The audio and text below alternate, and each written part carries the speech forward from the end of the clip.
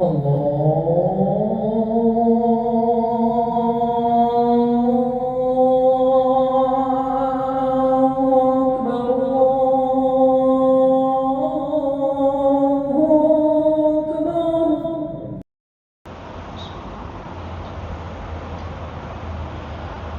علیکم ورحمۃ اللہ وبرکاتہ۔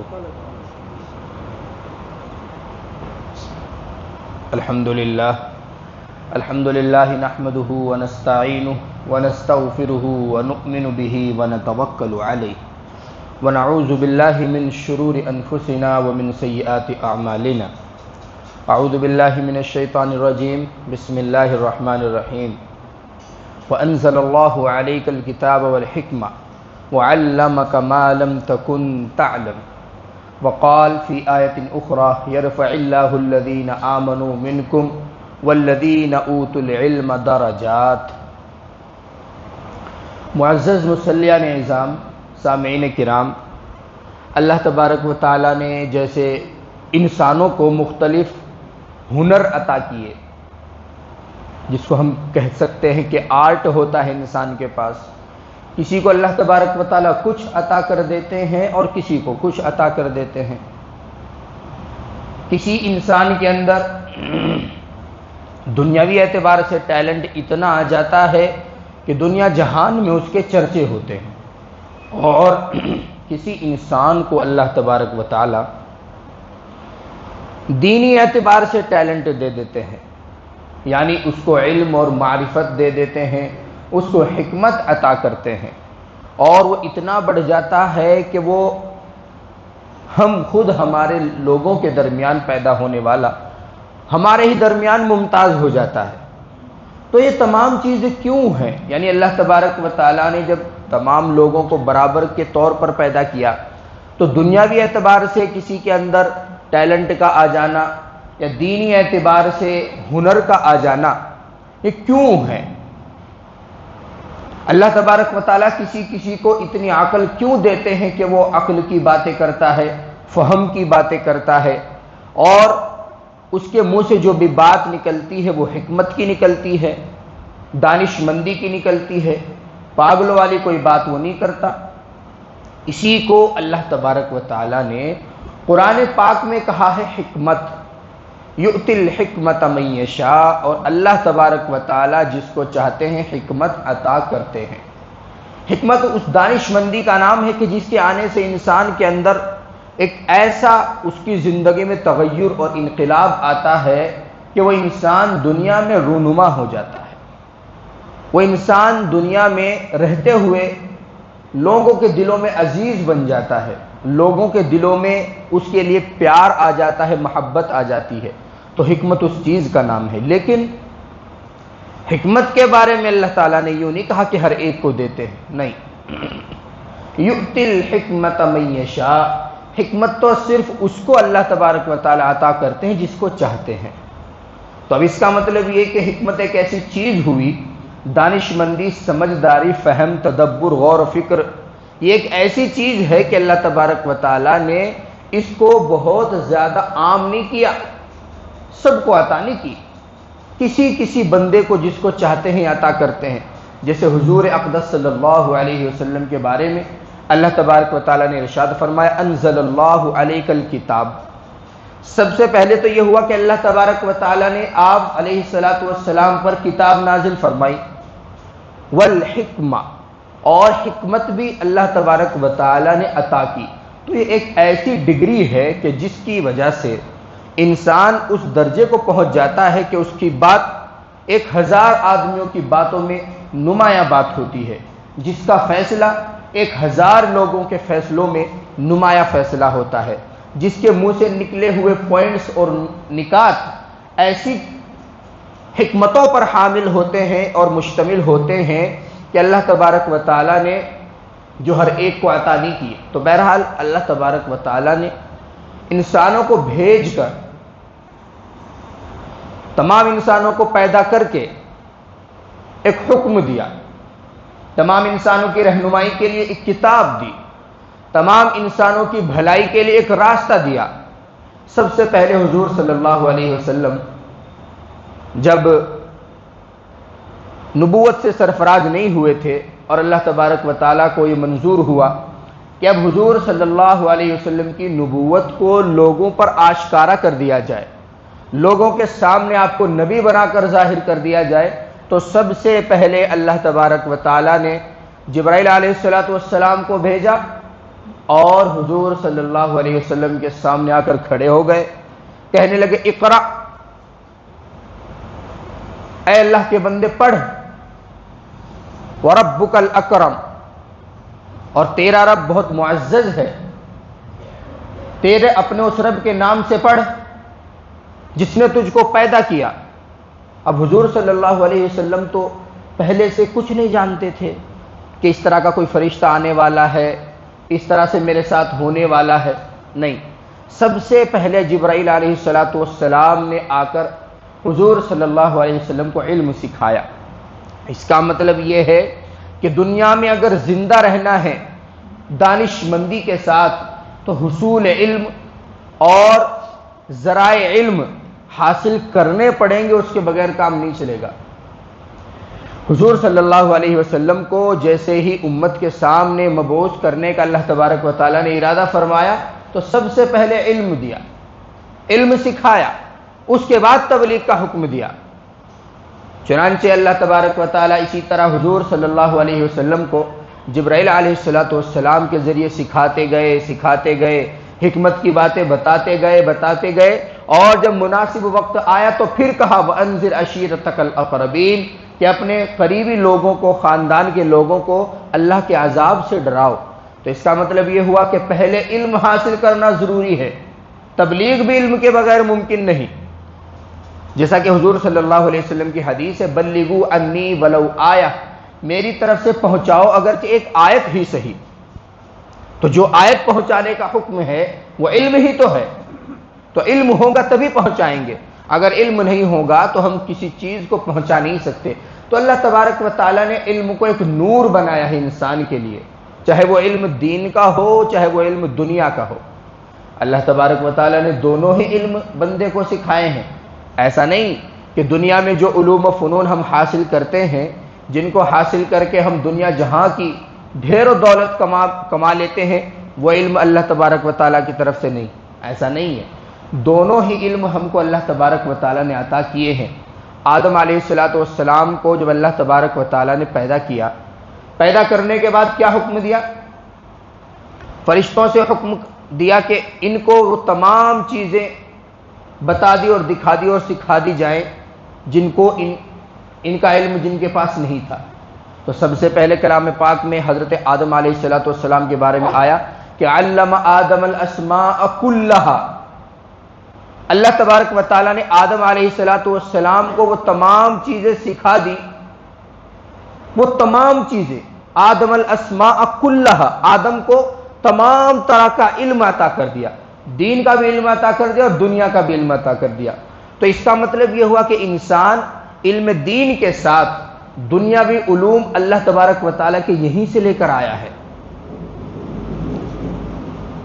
تو جب اللہ تبارک و تعالیٰ نے خود دین اور دنیا دونوں بخشی ہیں، تو اس کا مطلب یہ ہوا کہ نہ تو دین سے دنیا الگ ہو سکتی ہے اور نہ دنیا سے دین الگ ہو سکتا ہے، نہ تو دنیا داری میں اتنا منہمک ہو جائے کہ دین کی پرواہ نہ رہے، اور نہ دین میں اتنا زیادہ ایک کونے میں بیٹھ کر اللہ اللہ کرنے لگے کہ بچے بھوکے مر جائیں، نہیں، دونوں میں توازن کا حکم ہے۔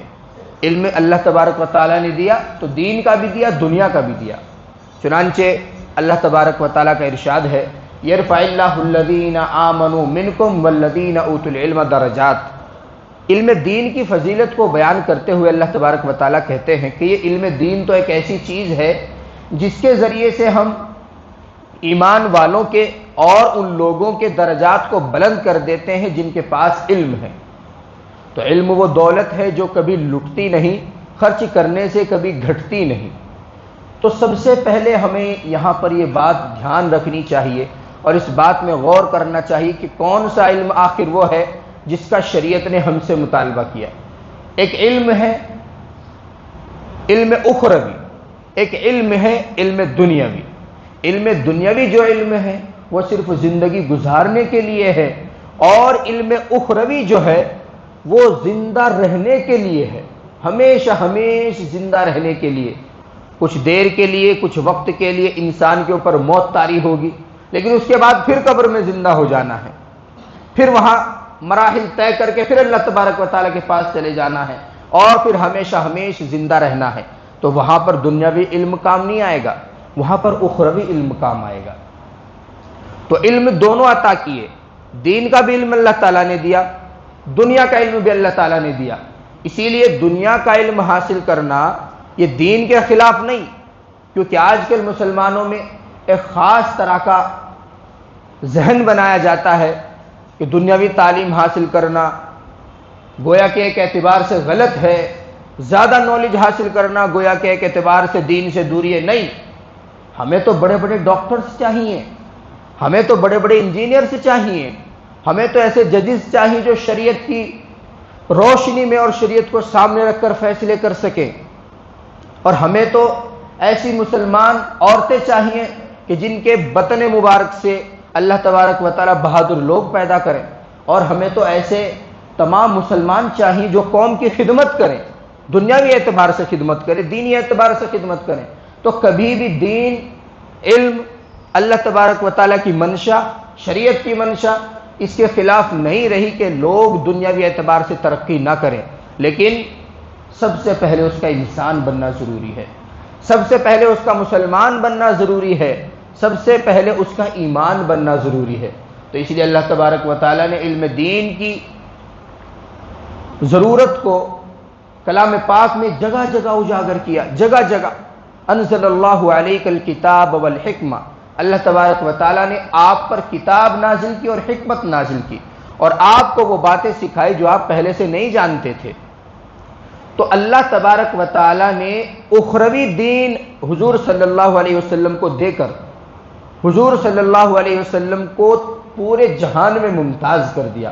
اس کا مطلب یہ کہ اگر علم دین کسی بندے کے پاس ہے تو وہ دونوں جہاں میں کامیاب ہے۔ یہ سمجھنا کہ اگر علم دین حاصل کرنے لگیں یا ہماری اولاد علم دین حاصل کرنے لگے گی، وہ کیا کھائیں گی، کیا پیئیں گی، اسی طریقے سے بڑے ہو کر ان سے کون شادیاں کرے گا، اپنی زندگی کیسے گزاریں گے؟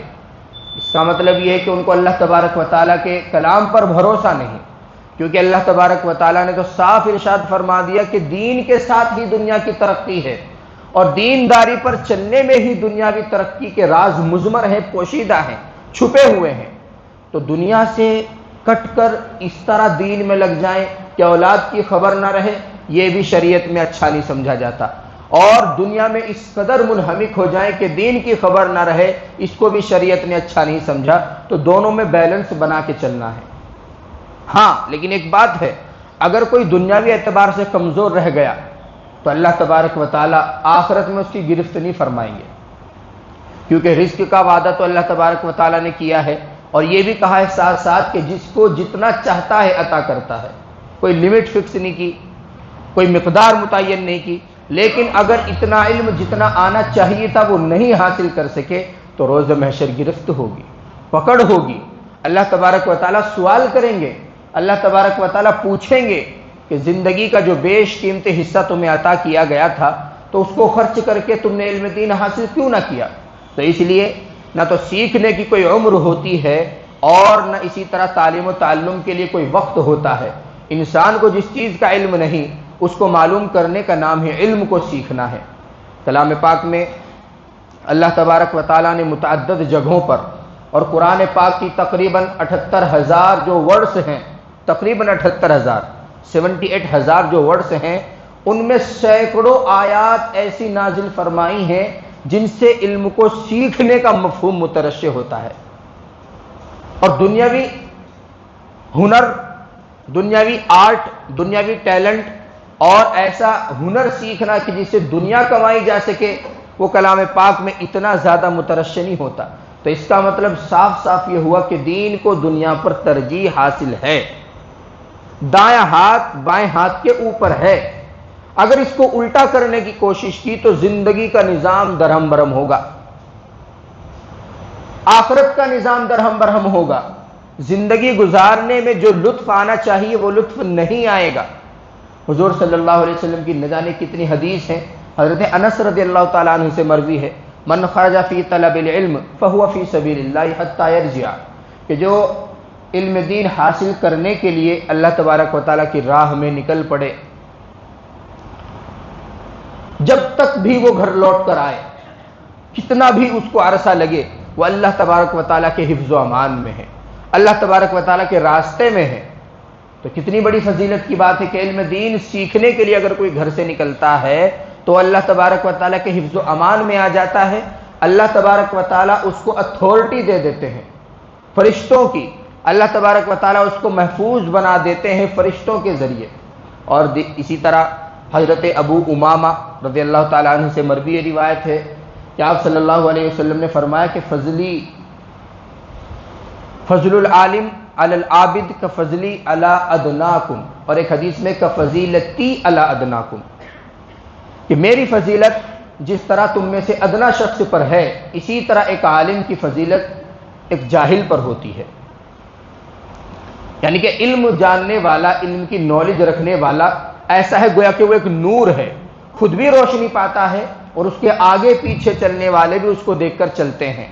اسی طرح ایک حدیث میں ہے فضیلت العالم علی العابد کفضیلت القمر علی سائر الکواکب، کہ عالم کی فضیلت عابد پر، جاہل پر نہیں. یعنی کہ ایک وہ ہے جو عالم ہے اور ایک وہ ہے کہ جو صرف عابد ہے، عبادت کرتا ہے، باقی علم اس کے پاس نہیں ہے. تو فضیلت العالم علی العابد فضیلت القمر، جیسے کہ چاند کی فضیلت ہوتی ہے تمام ستاروں پر. جب 14ویں رات میں چاند اپنے عروج پر ہوتا ہے تو ستاروں کو ڈھانپ لیتا ہے. کوئی آسمان کی طرف اگر دیکھتا ہے تو صرف چاند کو دیکھتا ہے، ستاروں کو نہیں دیکھتا. اسی طریقے سے ایک عالم کی فضیلت ہوتی ہے ایک عابد پر، ایک عام آدمی پر. تو اسی لیے ہر انسان کو حتی الامکان یہ کوشش کرنی چاہیے کہ وہ خود بھی علم دین حاصل کرے، اپنی اولاد کو بھی علم دین حاصل کرنے کے لیے وقف کرے. آج کل ایک عجیب سا ماحول ہے، اگر علم دین سکھاتے بھی ہیں تو صرف مکتب میں بھیج کر دین کی صرف ضروری باتیں، اور وہ بھی اس انداز میں کہ 1-2 سال کے بعد بچہ ان کو خود بھول جاتا ہے. مکتب میں آتے ہیں شروع میں جب تک وہ نہ سمجھ ہوتے ہیں، اور جب ان میں سمجھ بڑھنے لگتی ہے تو وہ اسکول جانے لگتے ہیں، پھر مکتب کی چھٹی. نہیں، جو علم دنیا میں سانس آخری سانس تک کام آنے والا ہے، اور جو علم آخرت میں نجات کا باعث ہے، آپ اس کے لیے صرف 2-4 سال کے لیے اپنے بچے کو بھیجتے ہیں. اور جس علم کی انتہا ہے، یعنی وہ ختم ہونے والا ہے انسان کی سانسوں پر، اس کو حاصل کرنے کے لیے جد و جہد ہوتی ہے، باہر کے سفر ہوتے ہیں. کون آج کل ایسا ہے جو اپنی اولاد میں سے کسی ایک کو اللہ تبارک و تعالیٰ کی راہ میں صرف کر دے، یہ کہتے ہوئے کہ انشاءاللہ اس کا جو بھی خرچ ہوگا، شادی سے پہلے، شادی کے بعد جو بھی ہوگا، یہ اللہ تبارک و تعالیٰ کے لیے وقف ہے، اور اگر اس کو کوئی دقت پیش آئی تو ہم موجود ہیں، ہم دیکھ لیں گے. نہیں، ہر ایک انسان کو یہ فکر ہے جتنا میں کماتا ہوں میری اولاد اس سے 10 گنا زیادہ کمائے. یعنی یہ فکر لگی رہتی ہے کہ میرے مرنے کے بعد اولاد کا کیا ہوگا. اگر یہ کمانا بند کر دے گی، کم کمانے لگے گی، تو اس کا گزارا کیسے ہوگا. یہ فکر نہیں ہے کہ اولاد کے مرنے کے بعد اولاد کا کیا ہوگا. تو یہ جو ماحول ہے، یہ جو ذہن بن گیا ہے، یہ جو انوائرمنٹ ایک پھیلا ہوا ہے، آج آپ شروع سے سروے کرنا شروع کر دیں، 10-10 کلومیٹر دور تک ایک معتبر عالم کسی گھر میں نہیں ملتا. تو ایسے رہے گا علم دین زندہ؟ نہیں. حضور صلی اللہ علیہ وسلم جس علم کو لے کر آئے تھے، اس علم کو حاصل کرنا بھی تو پڑے گا. اس علم کو حاصل کر کے اس پر عمل کرنا تبھی تو آسان ہوگا جب ہم اس کو حاصل کریں گے. شروع سے آخر تک اگر دیکھتے چلے جائیں تو بہت سارے علاقے آپ پار کر لیں گے، لیکن ایک معتبر عالم نہیں ملے گا. مبلغ ملیں گے، دعوت و تبلیغ میں لگے ہوئے شخص الحمدللہ مل جائیں گے، اللہ والے بھی مل جائیں گے، نیک بندے بھی مل جائیں گے، دوسروں کا دکھ اور درد سمجھنے والے بندے بھی مل جائیں گے، دوسروں پر خرچ کرنے والے بھی مل جائیں گے. یہ اچھی بات ہے، یہ بھی ہونی چاہیے. لیکن علم اور ایک عالم، اس کی جو فضیلت قرآنی آیات میں اور احادیث میں آئی ہے، اس کو بھی ہمیں ہی پیدا کرنا ہے. اس کو اگر پیدا نہیں کیا تو آئندہ نسلوں میں جہالت آہستہ آہستہ سرایت کرنے لگے گی، جیسا کہ حدیث میں آتا ہے، صحیح حدیث کا مفہوم ہے کہ اللہ تبارک و تعالیٰ قرب قیامت میں ایسے نہیں کریں گے کہ قرآن پاک اٹھا لیا، صبح میں اٹھ کر دیکھا رحمانیہ مسجد میں ایک بھی قرآن نہیں، ایسا نہیں کریں گے۔ ایسا نہیں ہوگا کہ جب تم قرآن اٹھاؤ گے تو تمہیں کچھ نظر ہی نہیں آ رہا، نہیں، علم کو جو اٹھایا جائے گا وہ علماء کے ذریعے سے اٹھایا جائے گا۔ اللہ تبارک و تعالیٰ معتبر علماء کو اپنے پاس بلاتے رہیں گے، اور پھر ان کی جگہ پر لینے والا، ان کی جگہ پر کرنے والا کوئی اور پیدا نہیں ہوگا۔ پھر ان کی جگہ پر مسند نشین ایسے شخص ہوں گے کہ جن کو علم دین کی اتنی نالج نہیں ہوگی، تو پھر وہ خود بھی گمراہ ہوں گے، لوگوں کو بھی گمراہ کریں گے۔ جیسے آج کل ہوتا ہے، ایک سال لگا دیا تو وہی علامہ، وہی سب سے بڑے عالم، وہی سب سے بڑے مفتی بن جاتے ہیں، یہ ایک ذہن چل چکا ہے۔ تو یاد رکھیے کہ تبلیغ کا، یا اسی طریقے سے تقوی کا، یا اسی طریقے سے حسن اخلاق کا، یا اسی طریقے سے غریبوں کی مدد کرنے کا، یا اسی طریقے سے اچھا انسان بننے کا، گھر والوں کے ساتھ حسن سلوک کرنے کا ایک الگ راستہ ہے۔ یہ انسان، کوئی بھی عام انسان اس کو کر سکتا ہے، اور عالم بننے کا، علم دین حاصل کرنا کا ایک الگ راستہ ہے۔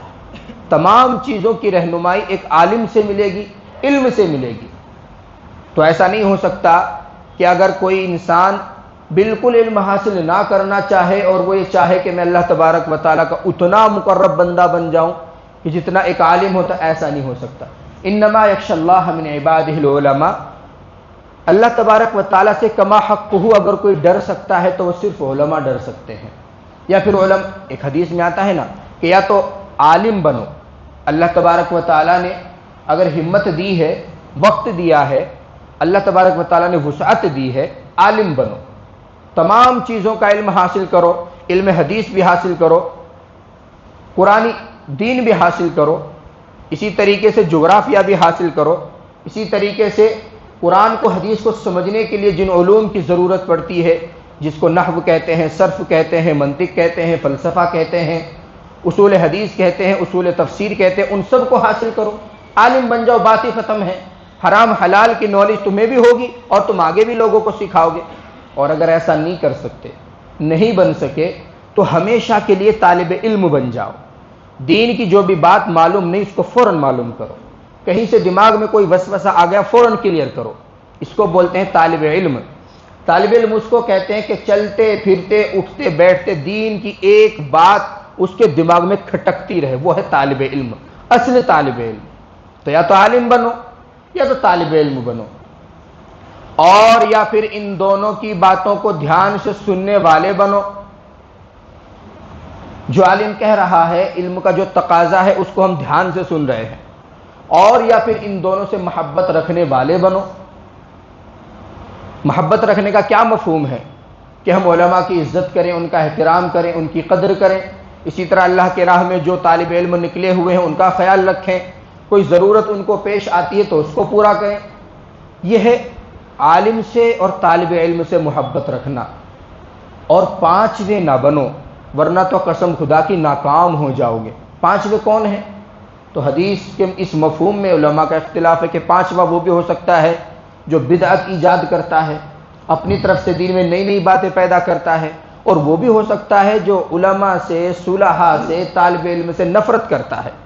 تو کامیابی یا تو عالم بننے میں ہے، یا طالب علم بننے میں ہے، یا ان کی باتوں کو دھیان سے سننے میں ہے، اور یا پھر ان سے محبت رکھنے میں ہے۔ پانچویں چیز، یا تو وہ بدعت والا ہو، اہل بدعت میں سے ہو، دین میں نئی نئی باتیں پیدا کرنے والا ہو۔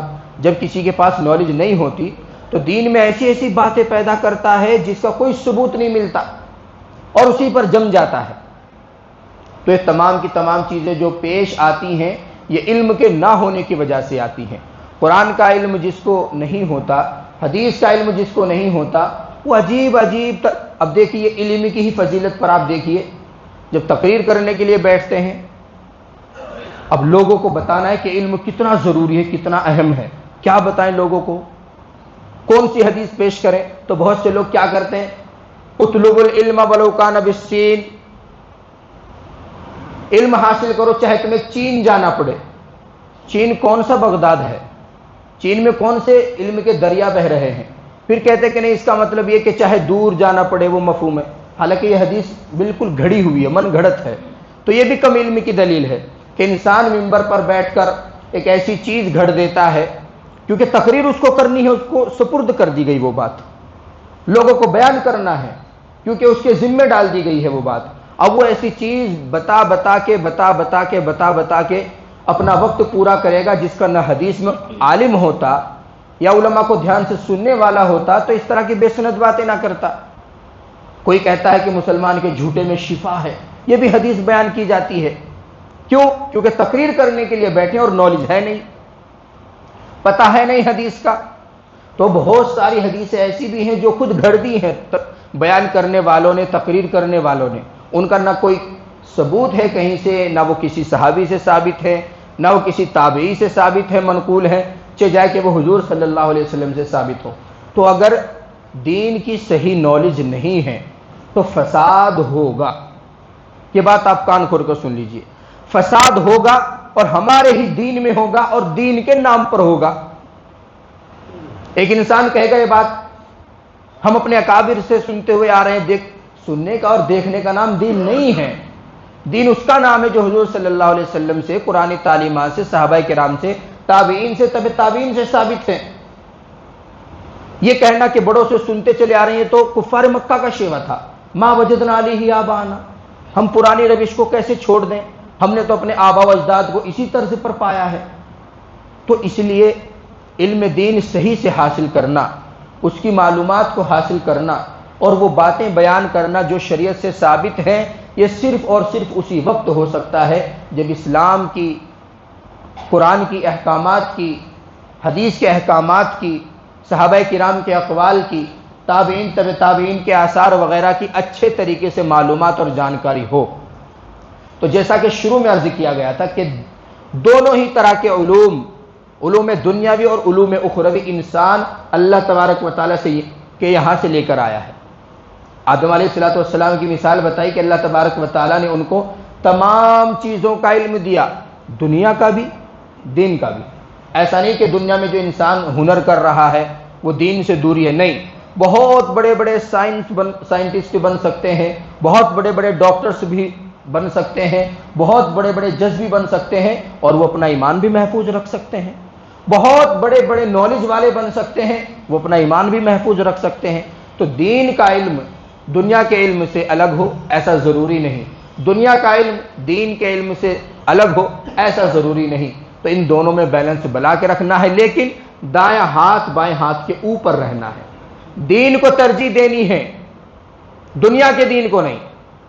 اب ہم نے دنیاوی جو ضرورت کی چیزیں وہ بھی حاصل کرنی ہے اور دین کی جو ضروری باتیں وہ بھی حاصل کرنی ہے، لیکن اگر ٹکراؤ ہو جائے، دنیا کا کوئی کام ایسا کرنا پڑ جائے جس کو دین کہتا ہے کہ یہ غلط ہے، اس کو چھوڑ دو، دائیں ہاتھ کو بائیں ہاتھ کے اوپر رہنے دو. اگر الٹا کیا، نہیں جی سیلری اچھی ہے، اور ادھر ادھر سے الٹی سیدھی چیزیں بتا کر علماء کو اس کے جواز کے بارے میں اور اس کے جواز کا فتویٰ لے لیا، تو اس کا مطلب یہ اس نے اپنے دین کو وہیں پر بگاڑ دیا. تو کوئی کمپرومائز نہیں ہے دین کے ساتھ. اگر دنیا حاصل ہو رہی ہو، اللہ تبارک و تعالیٰ کو ناراض کر کے پیچھے ہٹ جانا چاہیے. لا طاعت لمخلوق فی معصیت الخالق، اللہ تبارک و تعالیٰ کی ناراضگی میں کسی کی بھی اطاعت نہیں، کوئی کمپرومائز نہیں. اللہ تبارک و تعالیٰ اگر ناراض ہیں تو دنیا جائے بھاڑ میں، فوراً اپنا قدم پیچھے ہٹا لیا جائے. اور اگر اللہ تبارک و تعالیٰ کی راضی ہو، پوری دنیا ناراض ہو تو ہوتی رہے، کوئی پرواہ اس کی نہیں ہونی چاہیے. تو اسی لیے جہاں تک ہو سکے علم دین حاصل کرنا چاہیے، اپنے بچوں کو بھی سکھانا چاہیے، اور اپنے کم از کم ایک ویسے تو سب کو علم دین سکھانا چاہیے، لیکن ایک کو ایسا مخصوص کر دیں، علم دین کے لیے وقف کر دیں کہ آپ پورے اس کے ضامن ہو جائیں.